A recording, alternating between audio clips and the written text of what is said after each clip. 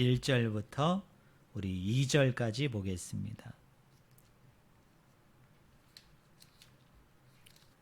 제가 가지고 있는 성경책은 구약성경 174쪽입니다.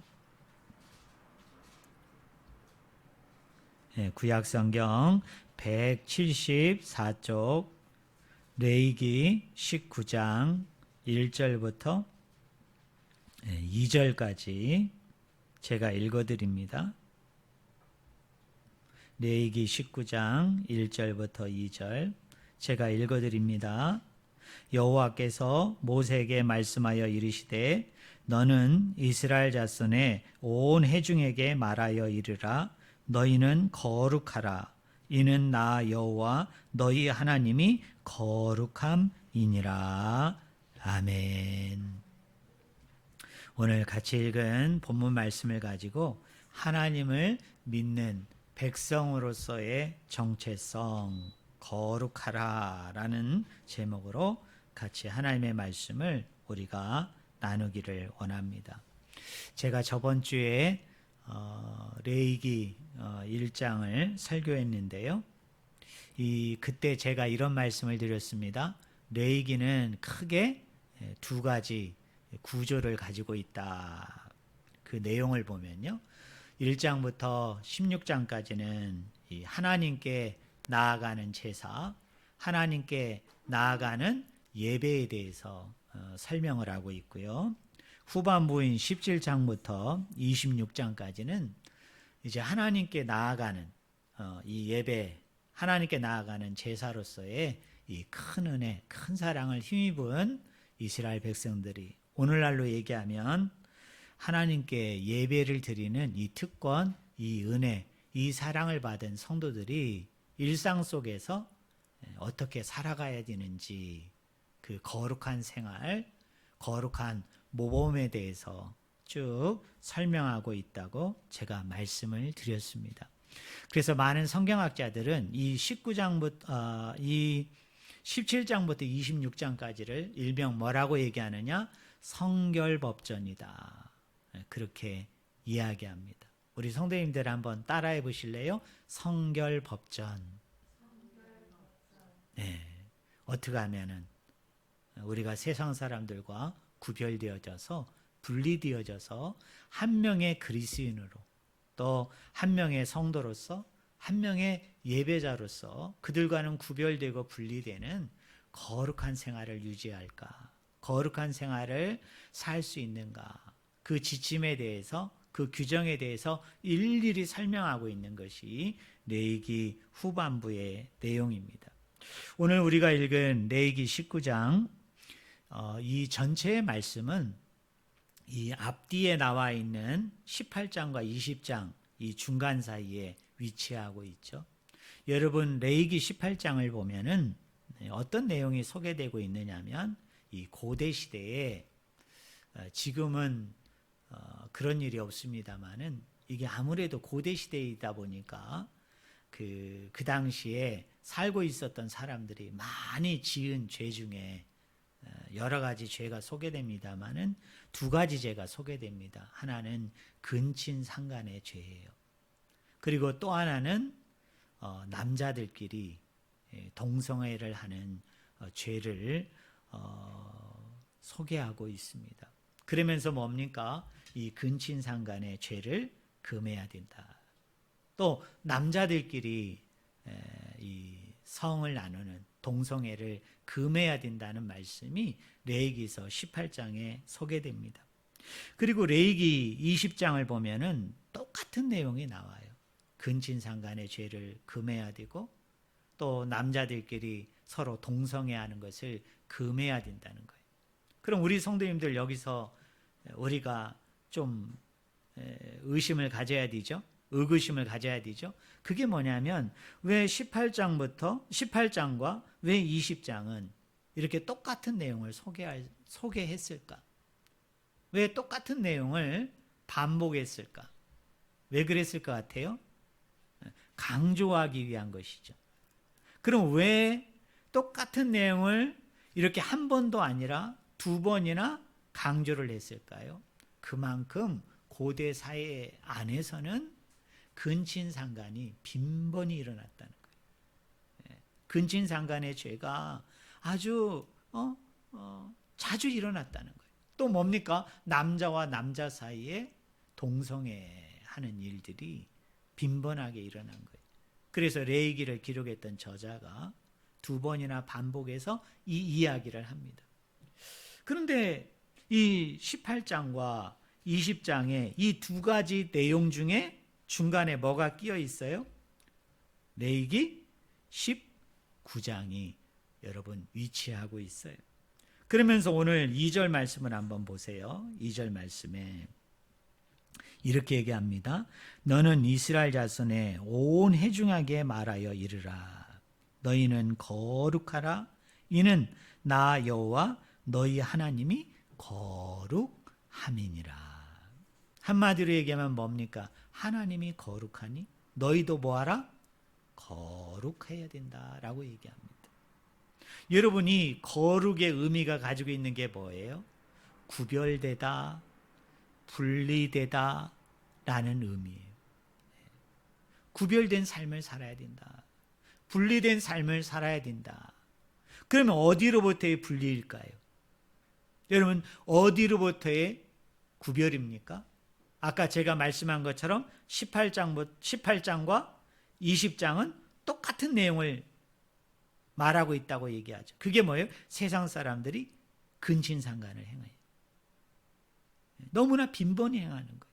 별로 죄의식이 없이. 별로 그거에 대해서 비판하거나 별로 그거에 대해서 나쁘다는 생각을 하지 않고 그게 만연되어 있다는 거예요. 또 하나는 남자와 남자가 동성애를 하는 거예요. 여러분, 하나님의 창조의 원리는 뭡니까? 남자와 여자를 만들고 그 남자와 여자가 사랑을 해서 한 가정을 이루는 게 하나님 창조의 순 원리예요. 그런데 이 레위기가 기록이 되어질 당시에 여러분, 이스라엘 백성이 지금 가나안을 향해서 나아가고 있는데 이 가나안 안에는 어떤 일들이 일어나고 있었느냐? 남자와 남자가 동성애를 하는 거예요. 하나님의 창조 질서를 파괴하는 거예요. 하나님의 창조 질서를 위배하는 일들이 일어나는데 이게 얼마나 만연히 일어났는지 별로 이거에 대해서 죄의식이 없고 비판의식이 없고 별로 이거에 대해서 문제의식이 없이 사람들이 그렇게 지내는 거예요. 그런데 이 두 장 사이에 19장을 놓으면서 하나님이 첫 번째로 이스라엘 백성에게 주신 명령이 뭐냐면 하나님이 거룩하니 너희도 거룩하라. 근데 그 거룩의 의미는 뭐예요? 구별되는 거예요. 분리되는 거예요. 그러면 어디로부터의 분리입니까? 근친상간으로부터의 분리예요. 그죠? 남자와 남자가 동성애를 하는 것으로부터의 뭐예요? 구별이에요. 좀 더 폭넓은 관점에서 얘기한다면 어디로부터의 구별이 거룩이냐? 세상으로부터의 구별이 거룩이에요. 세상으로부터 내가 분리되어진 삶을 사는 것이 그게 뭐예요? 하나님의 거룩이라는 거예요. 세상에 동화되지 않고 세상 사람들이 그것이 잘못이고 그것이 문제가 있고 그것으로 인해서 하나님 앞에 죄악임을 알든지 모르든지 그것을 행하는 것으로부터 구별되고 분리되는 삶을 살라고 말씀하는 게 뭐예요? 그게 바로 거룩한 삶이라고 오늘 성경은 말씀하고 있어요. 자, 거룩은 뭐냐? 우리 한번 성도님들 따라해 보실래요? 관계성이다. 네, 한 번 더 따라해 보세요. 관계성이다. 네. 이스라엘 백성 그 자체로는 여러분 거룩하지 않아요. 오늘 우리로 얘기하면 우리 스스로는 어때요? 여러분은 거룩하십니까? 여러분은 세상으로부터 내가 얼마나 구별되고 세상으로부터 내가 얼마나 분리되어진 삶을 살았는가 라고 본다면 저 스스로도 그에 대해서 자신 있게 얘기할 수가 없어요. 그렇기 때문에 성경은 이 사람이 거룩하다라고 얘기할 때 이 사람 자체가 거룩하기 때문에 거룩할 수 있기 때문에 거룩하라 이렇게 말하고 있는 게 아닙니다. 하나님이 거룩하니 너희도 거룩하라는 얘기는 무슨 이야기예요? 이 거룩은 하나님과의 관계성 안에서의 거룩이에요. 그러니까 이런 겁니다. 내가 하나님과 관계가 없을 때에는 내가 거룩하지 않아요. 그런데 내가 거룩한 것은 어떤 때 거룩한 거예요? 하나님과 관계를 맺을 때. 예수 그리스도와 내가 관계를 맺을 때 그 관계를 통해서 우리가 뭐해질 수가 있어요? 거룩해질 수가 있는 거예요. 그러니까 이 거룩은 내가 힘쓰고 내가 애쓰고 내가 노력해서 되어지는 것이 아니라 내가 하나님과의 이 관계성을 가지게 되어질 때 이 관계를 통해서 저와 여러분이 거룩하여진 줄로 믿습니다. 또 거룩이 가지고 있는 두 번째 특징은 이거예요. 우리 성도님들 한번 따라해 보실래요? 공동체성이다. 거룩은 뭐라고요? 공동체성이다. 여러분 레위기서 19장 2절에 보니까 이렇게 말씀합니다. 너는 이스라엘 자손의 온 회중에게 말하여 라고 얘기합니다. 이스라엘의 온 회중에게 말한다라는 표현은 이 레위기서 19장 2절 여러분 여기에만 나와요. 여기에만 쓰이는 독특한 표현이에요. 그런데 그 뒤에 뭐라고 얘기합니까? 하나님께서 말씀합니다. 내가 거룩하니 너희도 거룩하라. 근데 그 거룩의 명령이 한 개인에게 주어진 게 아니고 누구에게 주어졌어요? 이스라엘의 모든 사람들에게 주어졌어요. 그리고 너는 거룩하라 라고 얘기하면서 2인칭 단수로 얘기하지 않고 너희는 거룩하라 라고 얘기해서 너가 아니라 너희가 쓰인 건 뭐예요? 2인칭 복수죠. 그러니까 거룩한 것은 개인적이지 않고 어떻다는 거예요? 공동체적이어야 된다라는 얘기예요. 제가 좀 더 쉽게 얘기할게요. 거룩은 나 혼자 만들어가는 게 아니에요. 거룩은 같이 만들어가는 거예요. 공동체가 내가 속한 그 집단과 단체가 같이 만들어가는 거예요. 여러분 가정을 예를 들어 봅시다. 자, 우리 가정이 거룩하려면 나 혼자 거룩해서는 거룩해질 수가 없어요. 그죠? 내 가정이 거룩하려면 그 가족 모두가 거룩해져야 돼요. 그래서 공동체성에, 그래서 집단적이에요. 쉽게 예를 들자면 이런 거예요. 내가 거룩하려면 화를 내지 말아야 돼요. 여러분 분노를 잘 조절해야 돼요. 여러분 분노를 잘 참아야 돼요. 그런데 여러분 가정 안에서 여러분 자녀들과 때로는 남편과 아내와 부모와 우리가 다투기도 하잖아요. 싸우기도 하잖아요. 여러분 흥분하기도 하잖아요. 여러분 분노하기도 하잖아요.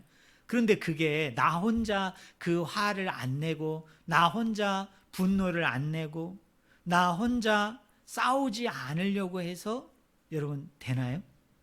되지 않아요. 같이 그것을 노력할 때, 같이 그것을 위해서 힘쓸 때 그 가정이 평화롭고 또 평강이 있고 화평한 거죠. 그래서 하나님이 말씀하시는 이 거룩은 공동체성이에요. 그래서 개인이 만들어가는 것이 아니라 같이 만들어가는 거예요. 또 거룩이 가지고 있는 특징 중에 하나가 뭐냐면 이것은 하나님 백성의 아이덴티티, 하나님 백성의 정체성이에요. 자, 이런 얘기입니다. 누군가가 여러분에게 물어봤어요. 하나님의 백성이라는 게 뭐냐? 그리스도인이 된다는 게 뭐냐? 하나님의 아들과 딸이 된다는 게 뭐냐? 성도가 된다는 게 뭐냐라는 것은 우리가 뭘로 알 수 있다는 거예요? 바로 거룩을 통해서 그것을 알 수 있다고 말하는 거예요. 왜 이러느냐면 이스라엘 백성이 출애굽을 해가지고 도착한 곳이 어디냐면 시내산이에요. 근데 이 시내산까지 오게 되어지는데 이스라엘 백성이 얼마나 걸리냐면 3달이 걸립니다. 그리고 민수기 10장 11절을 보면 이스라엘 백성이 출애굽한 지 2년째 두 번째 달에 시내산을 떠났다고 얘기해요. 그러면 이 두 개를 연결해 보면 이스라엘 백성이 시내산에 머문 기간이 언제냐면 1년 동안 머물렀어요. 근데 하나님께서 이 레위기의 말씀을 이스라엘 백성에게 언제 주셨느냐? 시내산에 머무는 그 1년, 그 초기, 초창기에 여러분이 이 사람들에게 레위기의 말씀을 주신 거예요. 왜 하나님께서 초창기에 이 레위기의 말씀을 주셨을까요? 이것이 바로 이스라엘 백성들의 됨됨이, 이스라엘 백성들의 정체성을 드러내는 거죠. 나타내는 거죠.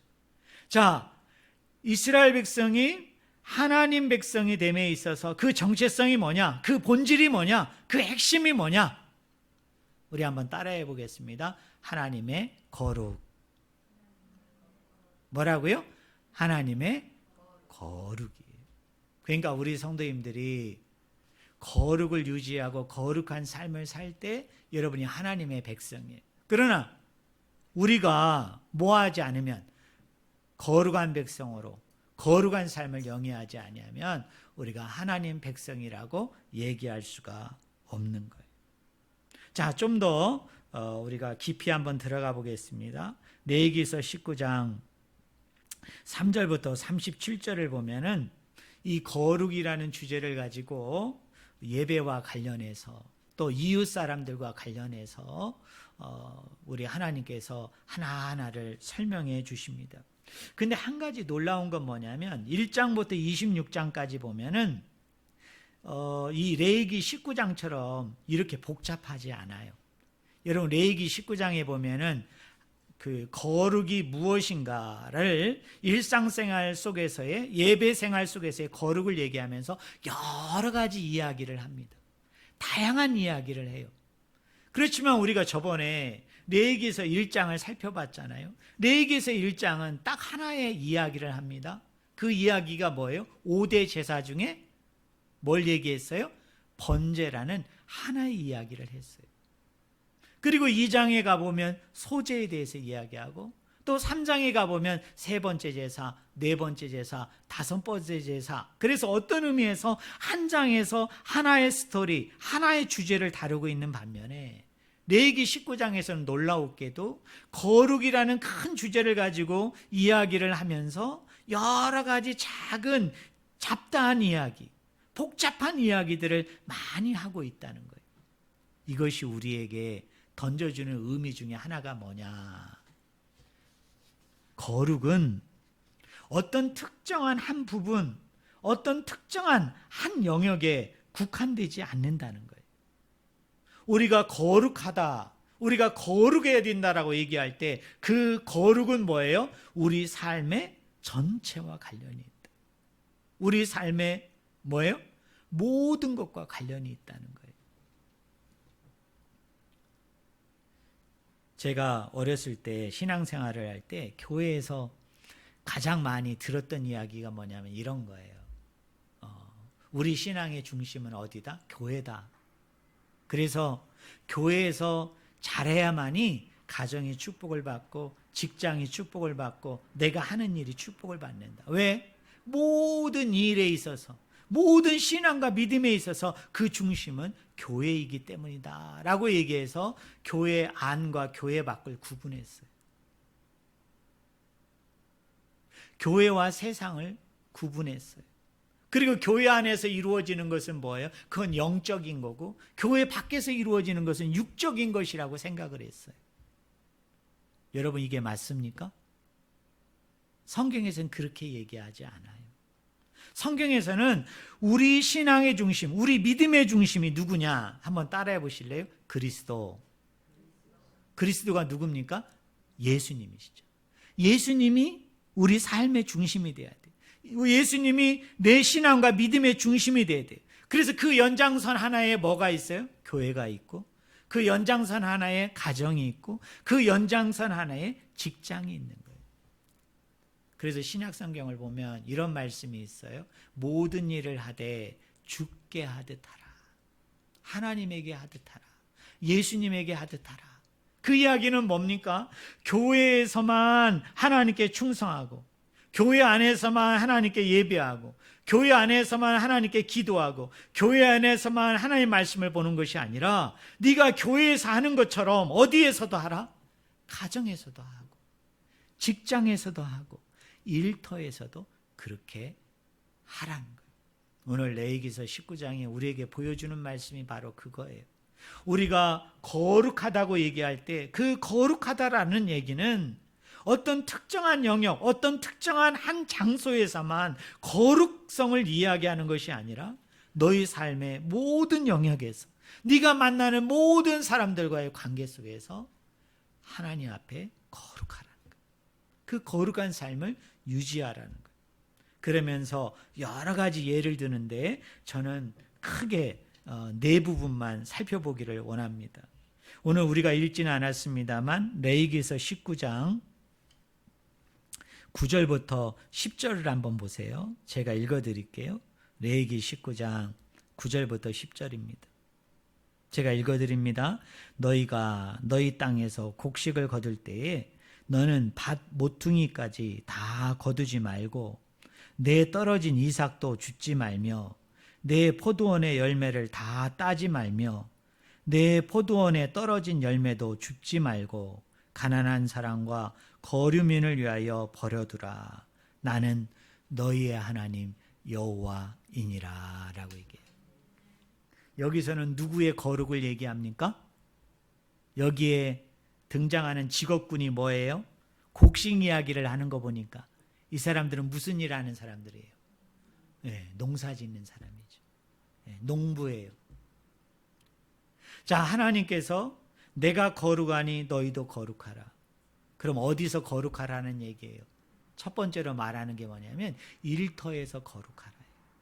네가 수고하고 애쓰는 그 직장에서, 그 일터에서 거룩하라는 거예요. 근데 그 첫 번째 일터를 뭐로 얘기하느냐 하면 농부를 비유로 들어서 얘기하는 거예요. 농부. 자, 농부는 어떻게 거룩하라고 얘기해요? 가을이 돼서 추수할 때, 수확할 때 어떻게 하라고요? 자기 밭에 한 귀퉁이, 여기는 뭐라고 얘기해요? 한 모퉁이를 남겨두라는 거예요. 남겨두라. 그러니까 이런 거예요. 한마지기 농사를 짓는다고 얘기하면 그 한마지기를 다 거둬들이면 안 돼요. 다 수확하면 안 돼. 성경은 뭐라고 얘기하느냐 하면 한 귀퉁이, 한 모퉁이를 남겨두라는 거예요. 왜요? 땅이 없는 가난한 사람들. 여기 거류민들은 누구냐면 우리나라 오늘날로 얘기하면 외국인을 얘기해요. 왜? 우리나라도 이주민 노동자들이 있잖아요. 그 외국인 노동자들이 있잖아요. 근데 그 사람들 중에 가난한 사람들이 있을 거 아니에요. 일하고 싶어도 직장이 없고, 또 당장 벌이를 하고 싶어도 벌이를 할 수 없는 그런 외국인들을 이야기해요. 그런 나그네 된 사람들, 가난한 사람들, 땅이 없는 사람들을 위해서 어떤 농부가 수확을 하게 될 때, 추수를 하게 될 때 뭐를 남겨둬라? 모퉁이를 남겨둬라. 한쪽 모퉁이를 남겨둬라 라고 얘기해요. 한 유대인 전승에 의하면은 이 한 모퉁이라고 얘기할 때 그럼 이 모퉁이가 전체 면적의 땅에 어느 정도를 남겨야 되는가? 한 유대인 학자가, 한 랍비가 막 고민을 했어요. 어느 정도로 남겨야 거룩한가? 그래서 이 사람이 쓴 그 주석을 보니까 뭐라고 얘기하냐면 내가 가진 땅의 모퉁이는 몇 분의 몇이다? 6분의 1을 남겨야 된다. 6분의 1 정도를 남겨둬야 된다라고 얘기했대. 또 여러분 뭐라고 얘기해요? 포도를 딸 때 어떻게 하라고요? 그 포도를 다 따면 안 된다는 거예요. 오늘 말씀해 보니까 어떻게 듬성듬성 따라. 듬성듬성 따라. 또 여러분 추수하다가 어떻게 됩니까? 잘못해서 실수해서 땅에 떨어지는 거 있죠. 그거는 가져가면 된다 안 된다? 가져가지 마라. 그냥 떨어진 채로 땅에다 두라는 거예요. 네가 따서 네 손 안에 들어오는 것만 가져오고, 실수로 하든 아니면 그 과일이 좀 포도를 따다가 송이가 갑자기 떨어져 가지고 밑에 떨어지든 그 떨어진 과일은 가져가지 말라고 얘기해. 그리고 네가 사과를 따든 포도를 따든 어떤 거를 딸 때, 야, 이거는 상품성이 없어, 이거는 내다 팔 수 있는 정도는 아니야, 그런 상품성이 없는 과일은 어떻게 해요? 따지 말고 그냥 놔두라는 거예요. 왜요? 그런 과수원이 없는 사람들, 땅이 없는 사람들이 그것을 가져갈 수 있도록 그렇게 하라는 거예요. 근데 여기서요, 한 가지 더 깊이 생각할 수 있는데, 그게 뭐냐면, 어떤 랍비는, 어떤 유대인은 그 모퉁이를 전체 몇 분의 몇이라고 얘기했다고 그랬어요? 6분의 1로 해석을 했는데, 우리 하나님은, 여러분 거기 구절을 보세요. 너희가 너희의 땅에서 곡식을 거둘 때에 너는 밭 모퉁이까지 다 거두지 말라라고 얘기했어요. 여기 모퉁이 크기를 우리 하나님이 얘기해 줬나요? 얘기해 주지 않았나요? 얘기해 주지 않았어요. 우리 성도님들 왜 얘기해 주지 않았을까요? 아니, 얘기해 주면 더 좋잖아요. 10%만 남겨라, 5%만 남겨라, 3%만 남겨라, 이렇게 얘기해 주면 좋은데, 왜 하나님께서 그냥 모퉁이를 남겨라라고 얘기하면서 왜 그 크기를 얘기하지 않았을까요? 그 이유가 뭘까요? 그 크기는 누가 결정하라는 거예요? 내가 결정하라는 거예요. 네가 10을 남기든 20을 남기든 30을 남기든 40을 남기든 네가 그걸 결정하라. 네가. 결국 거룩의 크기는 뭐의 크기와 비례하느냐면 모퉁이의 크기와 비교하는 거예요. 자, 하나님이 거룩하니 너희도 거룩하라고 얘기할 때, 자, 내가 거룩해야 돼요. 근데 이 사람의 거룩의 크기는 뭐의 크기와 같다? 모퉁이의 크기와 같은 거예요. 쉽게 얘기하면 이런 거예요. 내 믿음이 커요. 여러분, 내 신앙이 커요. 그리고 내 은혜의 깊이가 깊어요. 이 사람 모퉁이의 크기가 클까요? 작을까요? 모퉁이를 많이 남기겠죠. 그죠? 그만큼 가난한 사람을 배려할 것이고, 그만큼 가난한 사람들을 더 생각해 주겠죠. 그죠? 그런데 내 신앙이 별로 깊지 않아요. 내 믿음이 별로 깊지 않아요. 별로 하나님의 은혜에 대한, 사랑에 대한 깊이가 깊지 않은 사람은 모퉁이의 크기가 어떻게 될까요? 아주 작아질 거예요. 나 혼자 잘 먹고, 나 혼자 잘 살고, 나 혼자 잘 지내는 것에 뭐예요? 더 관심이 깊겠죠. 그리고 또 하나 특징이 뭐냐면 이런 거예요. 하나님이 이렇게 명령할 수 있잖아요. 다 수확을 거두고 그 중에 얼마를 떼어서 가난한 사람 불러다가 네가 하나씩 다 나눠주라, 이렇게 얘기하지 않고, 오늘 본문에 보니까 뭐라고 얘기해요? 그냥 추수하지 말고 베지 않은 상태에서 그 모퉁이에 벼를 남겨두라. 그리고 너는 어떻게 해요? 수확을 끝내고 집으로 가라는 거예요. 그러면 가난하고 나그네 거류민들이 와가지고 그걸 추수해 가는 거예요. 이건 뭐에 대한 배려일까요? 여러분, 가난한 사람도 자존심 있죠. 그죠? 거류민들과 외국인들도 자존감이라는 게 있잖아요. 여러분, 그렇잖아요. 하나님은요, 놀라웠게도 이 부분에 대해서도 배려하라는 거예요. 네가 만약에 가난한 사람을 대면해서 주면은 여러분 어때요? 그 사람들 창피하잖아요. 네? 그리고 거기에 한 사람만 오는 게 아니라 가난한 사람 여러 사람이 오면 서로 이렇게 얼굴을 쳐다보면서 그거 여러분 그 구제미를 받아가면 얼마나 창피해요. 그러니까 이 사람들이 몰래 와서 자기가 필요한 만큼 가져가도록, 그거를 가져가서 익명성을 보장해 주도록 그렇게 배려하는 것이, 그게 뭐예요? 농부가 일터에서 가지는 거룩이라고 오늘 성경은 이야기해 주고 있습니다. 야고보서 1장 27절을 보니까 이런 말씀이 있어요. 하나님 아버지 앞에서 정결하고 더러움이 없는 경건은 곧 고아와 과부를 그 환난 중에 돌아보고 또 자기를 지켜 세속에 물들지 아니하는 그것이니라 라고 얘기해요. 누가 하나님 앞에서 경건한 자냐? 여기서 경건이라는 건 쉬운 말로 얘기하면 누가 하나님을 제대로 잘 믿는 사람이냐, 누가 하나님을 잘 따르는 사람이냐, 순종하는 사람이냐, 내 주변에 있는 고아와 과부와 어렵고 힘든 사람들을 돌아보는 것이다. 그게 하나님을 믿는 사람들의 경건이다. 그게 하나님을 따르는 사람들의 경건이라고 성경은 말씀하고 있습니다. 근데 또 한 가지 사실, 여러분 10절을 보세요. 10절. 그 맨 마지막에 보니까 뭐라고 얘기해요? 나는 너희의 하나님 누구이니라? 여호와이니라. 나는 너희 하나님 여호와니라. 나는 여호와니라. 우리가 19장 전체를 읽진 않았습니다만 이 19장 전체를 보면 나는 너희 하나님 여호와라는 말이 몇 번이나 쓰이느냐 하면 16번이나 쓰여요.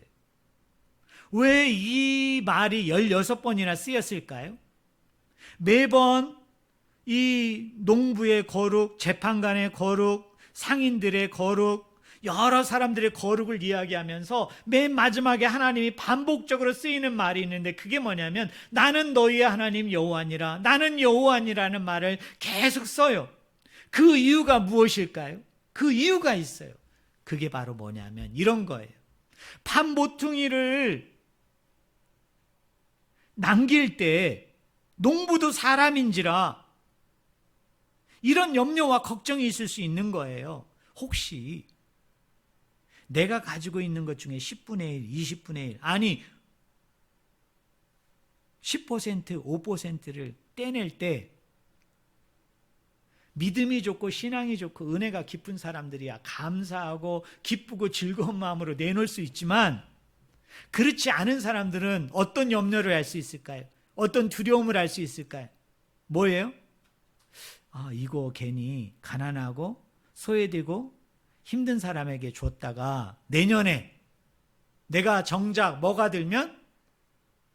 기근이 들면, 내년에 내가 정말 소출이 적으면 이거 저축해뒀다가 이거 남겨두었다가 그걸 써야 되는데 혹시 이걸 남겨두지 않아가지고 그때 낭패를 보지 않을까? 그때 힘들지 않을까? 또 나는 언제 저축을 해? 나는 언제 좀 재산을 모아서 물질을 모아가지고 더 좋은 일, 그리고 자식들에게도 좀 나눠주고 부모에게도 좀 더 잘해주고 내 형제들에게도 좀 잘해줘야지. 지금 돈이 있다고, 지금 내가 수입이 있다고, 지금 내가 이렇게 많은 수확을 거두어 들였다고 내가 이걸 가난하고 억눌리고 소외된 사람에게 나눠주면은 혹시나 내가 나중에 자녀에게 줄 게 없고 부모에게 좀 더 잘하지 못하고 형제들에게 나눠줄 것이 없으면 어떻게, 그러면서 부들부들 떠는 사람이 있을까요, 없을까요? 여러분, 있어요. 왜 없겠어요? 그러니까 우리가 잘 못하는 거예요. 근데 하나님이 뭐라고 얘기해요? 나는 너희의 하나님이라, 나는 너희의 하나님 여호와니라. 이 말씀이 뭐예요? 나를 믿고 하라는 거예요. 나를 믿고.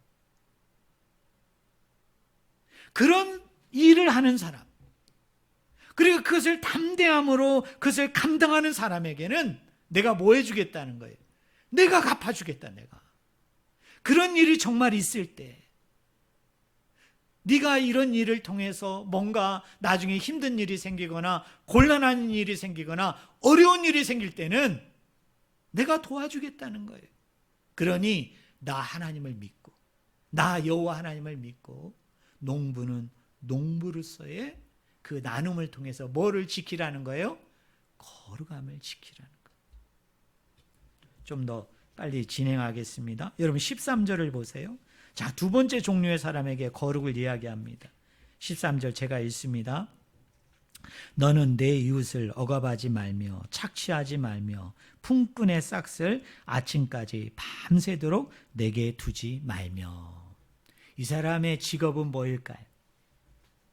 여러분, 이 사람은 어떤 사람이죠? 고용인이죠. 고용인.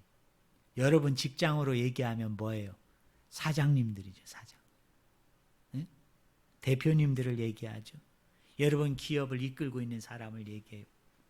근데 이런 고용주에게 있어서 거룩은 뭐죠? 제 시간에, 아니, 제 날짜에, 제 시간에 품삯을 주라는 거예요. 품삯. 임금을 주라는 거예요. 그것이 뭐예요? 고용인, 고용주가 가져야 되는 거룩이다라고 말씀하는 거예요. 그 다음에 15절을 한번 보세요. 15절. 제가 읽어드립니다. 너희는 재판할 때에 불의를 행하지 말며 가난한 자의 편을 들지 말며 세력 있는 자라고 두둔하지 말고 공의로 사람을 재판할지며. 이건 어떤 종류의 사람이죠? 재판관이죠. 오늘날로 얘기하면 뭐예요? 판사들을 얘기하는 거예요. 여러분 법조인, 법관들을 얘기하는 거예요. 자, 법관들에게 있어서 거룩은 뭡니까? 사람을 외모로 보지 말고 뭐예요? 공의로, 정의로 재판을 제대로 뭐하라? 행해라. 이것이 뭐예요? 판사에게 요구하는, 법조인이나 법관들에게 요구하는 뭐예요? 하나님의 거룩함이에요. 자, 34절을 한번 봅시다. 뒷부분으로 넘어가서 34절. 제가 읽어드리겠습니다. 너희와 함께 있는 거류민을 너희 중에서 나은 자같이 여기며 자기같이 사랑하라. 너희도 애굽 땅에서 거류민이 되었느니라. 나는 너희의 하나님 여호와이니라 라고 얘기해요. 이건 어떤 종류의 사람이, 아까 제가 거류민이 누구라고 얘기했어요? 외국인이죠. 외국인 노동자죠. 그런 사람들을 오늘 말씀해 보니까 뭐같이 대하라고 얘기해요? 너희 중에 나은 자같이 여기며. 여러분 우리 여기 우리 여자 성도님들 계신데 나은 자는 누구예요? 어머니죠. 어머니가 낳았잖아. 그리고 낳게 된 자는 누구예요? 자식이죠. 그러니까 뭐같이 대하라는 거예요? 어미가 자식을 대한과 같이, 또 자기를 사랑하는 것과 같이 그들을 사랑하라는 거예요. 그것이 외국인 노동자에 대한, 거류민에 대한 뭐예요? 우리의 거룩이에요. 자, 마지막 네 번째로요. 35절과 36절을 보세요. 제가 읽어드립니다. 너희는 재판할 때나 길이나 무게나 양을 잴 때 불의를 행하지 말고 공평한 저울과 공평한 추와 공평한 에베와 공평한 흰을 사용하라. 나는 너희를 인도하여 애굽 땅에서 나오게 한 너희 하나님 여호와이니라. 이 사람들은 뭐 하는 사람들일까요? 저울 얘기가 나오는 거 보니까 장사하는 사람이죠. 장사하는 사람들에게 있어서 장사하는 사람들에게 있어서 거룩은 뭐예요? 살 때, 팔 때 똑같은 저울을 사용하라는 거예요. 네. 여러분 나쁜 장사들은 그 고대 시대에 아마 저울추를 달리 썼던 것 같아요. 살 때는 가벼운 저울추를 쓰고 나쁜 사람들이지. 팔 때는 무슨 저울추를 썼겠어요? 예? 팔 때는 제가 잘못 얘기했나요? 살 때는 가벼운 저울추, 팔 때는 아닌가? 맞아요? 거꾸죠? 그죠? 살 때는 무거운 거 써야 되나요? 그죠? 맞아. 그런 것 같아요. 그 다음에 팔 때는 뭐예요? 가벼운 걸 쓰는. 아주 나쁜 사람. 그러므로 여러분 장사하는 사람들에게 있어서 거룩하다라고 얘기할 때 그 거룩은 뭐예요? 공정한 저울을 써라는 공정한 저울. 사나 파나 똑같은 저울을 사용해야 된다. 자기나 남에게 똑같은 잣대를 들이대야 된다 이 말이에요. 결론적으로 얘기합니다. 성경에서 얘기하는 거룩은 우리가 흔히 얘기하듯이 뭐 기도 많이 하고 말씀 많이 보고 전도 많이 하고 그런 거룩을 얘기하는 게 아니에요. 여러분 기도 많이 했다고 거룩하고 말씀 많이 봤다고 거룩하고 예배 많이 드렸다고 거룩하고 교회에서 여러분이 와서 뭐 봉사하고 헌신하고 섬김 많이 하고 희생 많이 해서 거룩한 게 아니에요. 하나님이 얘기하는 거룩은 뭐냐? 일상에서의 거룩이에요. 우리 삶 속에서의 거룩이에요. 아까 농부는 뭐예요? 모퉁이의 크기가 그 사람의 거룩의 크기이다 라고 얘기했죠. 또 여러분 재판관의 거룩은 뭐예요? 사람을 외모로 취하지 않고 법에서 명기한 대로 법에 쓰여진 그대로 공정하고 공평하게 정의롭게 판단하는 거죠. 재판하는 거예요.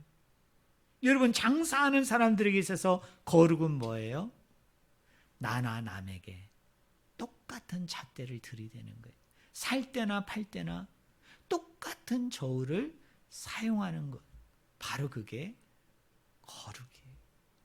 저는 우리 성도님들이 하나님을 믿는 사람으로서 하나님을 따르는 백성으로서의 그 정체성, 그 본질이 거룩에 있는데 그 거룩은 뭐냐? 일상에서의 거룩이고 우리 전체 삶 속에서의 거룩이라는 것을 깨닫고 가정에서 남편을 대하고 가정에서 아내를 대하고 자녀들을 대하고 부모들을 대하고 형제들을 대할 때 아니 여러분이 일터에 가서 여러분 위에 있는 상사들을 대하고 내 동료들을 대하고 내 밑에 있는 사람들을 대할 때 어느 장소 어느 곳에서 여러분이 어떤 사람들과 관계할 때 하나님의 이 거룩성을 몸소 실천함을 통해서 세상 사람들이 바라볼 때 누구누구는 예수님 믿는다고 하더니 누구누구는 하나님을 믿는다고 하더니 우리 사장님은 우리 고용주는 예수님 믿는다고 하더니 정말 힘들고 어려운 가운데 속에서도 우리 노동자들의 여기에 고용된 사람들의 형편을 알아서 월급만큼은 제때 잘 줘. 정확하게 잘 줘. 공평하고 공정하게 잘 줘. 이 사람 하나님 믿는 사람다워. 그래서 뭔가 구별되고 분리됨을 통해서 세상 사람들이 칭찬하는 그래서 세상 사람들이 여러분을 통해서 하나님 앞에 영광과 기쁨과 즐거움을 드리는 그런 통로로 아낌없이 쓰임받는 오늘 저와 여러분이 되기를 주님의 이름으로 간절히 축원을 드립니다. 기도하겠습니다. 하나님 아버지, 하나님께서는 거룩하시고 또 우리도 그 하나님의 거룩함을 본받아 거룩함을 따라 우리도 거룩해져야 될 줄로 믿습니다. 오늘 본문 말씀에 나오는 것처럼 우리가 얼마나 가난하고 억눌리고 소외되고 불쌍한 영혼들에게 나눔과 사랑을 실천함을 통해서 하나님의 거룩성을 우리가 온전히 드러냈는지 또 우리가 일터 안에서 우리보다도 못하고 우리보다도 부족하고 연약한 사람들을 마치 어머니가 자식을 돌봄과 같이 내가 나 스스로를 사랑하는 것과 같이 아낌없이 그들에게 그 사랑과 그 마음과 그런 행동들을 우리가 하였는지 이 시간에 우리 스스로를 돌아보게 됩니다. 아버지 하나님, 정말 구별되고 분리된 삶을 통해서 하나님 앞에 날마다 거룩한 영혼으로 서 있기를 원합니다. 우리 가정이 거룩하여지기를 원하고 우리의 일터가 거룩하여지기를 원하고 우리가 몸담고 있는 교회가 거룩하여지기를 원합니다. 이것을 온전히 회복하는 놀라운 믿음의 공동체, 신앙의 공동체로 아버지 앞에 우뚝 서는 귀한 일들만 나타날 수 있도록 축복하여 주시옵소서. 이제는 우리 주 예수 그리스도의 은혜와 하나님 아버지의 무한하신 사랑과 성령님의 감화, 교통, 은혜 충만하신 역사가 주의 핏값으로 사신 이 몸된 교회 위에, 우리 사랑하는 성도님들 머리머리 위에, 그 섬기는 가정과 직장과 생업 위에, 이 민족과 선교직 가운데 영원토록 함께 있을지어다. 아멘.